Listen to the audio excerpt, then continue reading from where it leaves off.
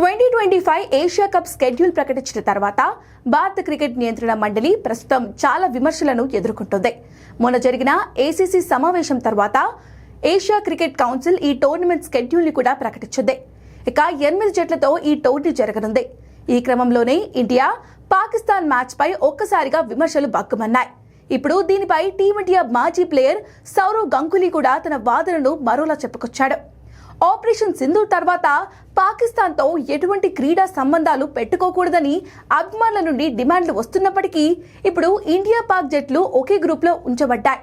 అయితే ఉగ్రవాదాన్ని రూపుమాపాలని, అదే క్రమంలో క్రీడలను మాత్రం కొనసాగించాలని గంగూలీ పేర్కొన్నాడు.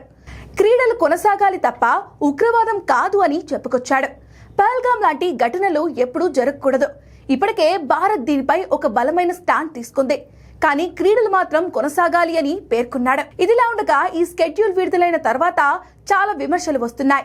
ముఖ్యంగా 2 జట్లు ఒకే గ్రూప్ లో ఉండడంతో పెద్ద ఎత్తున ఆగ్రహ ఆవేశాలు వెలువెత్తుతున్నాయి. మొన్నటి వరకు పాక్ తో ఎలాంటి క్రీడలు ఆడకూడదని చెప్పి ఇప్పుడు ఒకే గ్రూప్ లో ఎలా పెడతారు అంటూ బీసీసీఐని విమర్శిస్తున్నారు. మిగతా జట్ల కోసం ఈ టోర్నమెంట్ నిర్వహించినా వేర్వేరు గ్రూపుల్లో ఈ జట్లు ఉంటే బాగుండేదని అభిప్రాయపడుతున్నారు.